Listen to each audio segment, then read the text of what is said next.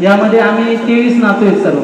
आम्ही 13 नातू आहेत आणि 10 नाती आहेत सर्व. 23 नातू होते भाऊ. पण आजी बाबाला 23 नातू होते. या सर्वांमध्ये मी असा एकटा आहे की मी 23 वर्ष सोबत राहिलो होते. म्हणजे जेव्हा मला आठवत आहे मी 2 वर्षाचा होतो तेव्हा इकडे आलो. म्हणजे खरं तर ब म्हणजे कोण होती माझ्यासाठी, तर ती फक्त आमचा म्हणजे पाप होती ब. आणि तिने एवढ्या गोष्टी आम्हाला शिकवल्या. खरं तर बोलायची खूप सवय, पण आज नेमकं बवर बोलायचंय. आणि ब म्हणजे सांगू शकत नाही एका शब्दामध्ये. फक्त एवढं सांगेल की ब बाप होती आणि बनी खूप काही गोष्टी शिकवल्या. जेव्हा मला आठवतंय बाबा 2014ला गेले त्यानंतर सर्व बनेच बघितलं. म्हणजे सर्व बस आधारस्तंभ म्हणून बस आमच्या पाठीमागे उभे राहिले.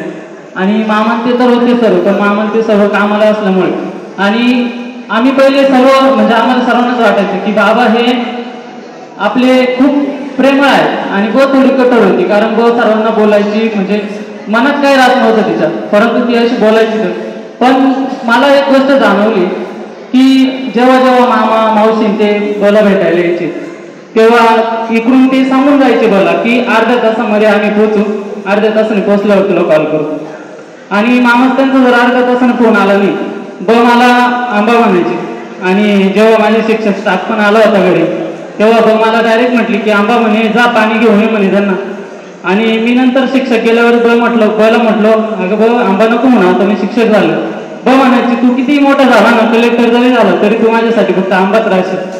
आणि असं म्हणजे तेव्हा मला ती म्हणायची की आंबा जा आणि फोन कर म्हणे मामा त्यांना पोहोचले की नाही. म्हणजे इतकी त्याला प्रेम होतं. ती भलेही एका ठिकाणी होती पण तिचं सर्वांकडे तिचं लक्ष होतं. तिच्याकडून खूप काही शिकलो. 5 रुपये जर मम्मीने दिले असतील कधी तर ती मम्मीला स्वतः सांगायची की जा 1 रुपया त्याने 4 रुपयाची वस्तू आणली, 1 रुपया कुठे खर्चलाय त्याने विचार केला. त्या गोष्टीमुळे आज इतका फायदा झाला की आज जीवन जगताना आम्हाला असं म्हणजे 1 रुपयाचा आम्ही विचार करतो. 1 रुपया जर खर्चाचा असेल ना तर खरंच तिथं गरज आहे का, तरच ती खर्चला पाहिजे. म्हणजे तिथं जे तिने आम्हाला घडवलं, वाढवलं आणि सर्व जे काही होती ती आमच्यासाठी सर्वस्व होती. तिच्या आठवणीमध्ये मी एक कविता बनवली. कारण जेव्हा जेव्हा मी कविता वगैरे बनवायचो तेव्हा तिला बोलून दाखवतो आणि कविता चांगली नसली तरी ती मला म्हणायची खूप छान आहे, खूप छान आहे. मग मला गुरुवारी पहाटे जाग आली तेव्हा मी कविता बनवली. मी तुम्हाला बोलून दाखवत होती.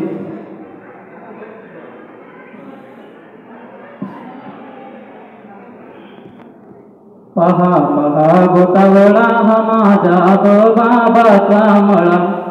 पहा पहा गोतावळा हा माझ्या बाबाचा मळा.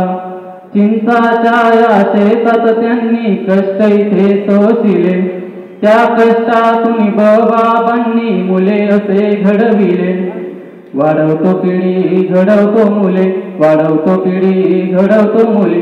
आज तो शिक्षकांचा फळा.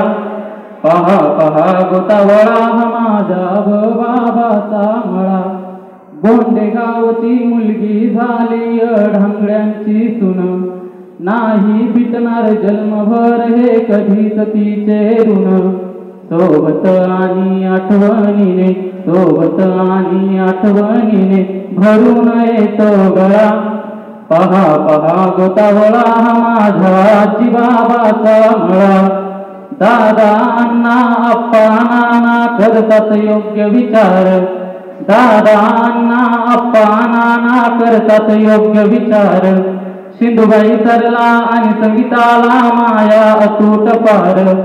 सिंधुबाई सरला आणि संगीताला माया अतूट पार. असे हे नाते भाऊ बहिणीचे, असे हे नाते भाऊ बहिणीचे सर्वांना लावते लळा. पहा पहा गोतावळा हा माझ्या तात्या बाबाचा मळा. पहा पहा गोतावळा हा माझ्या बाबाचा मळा.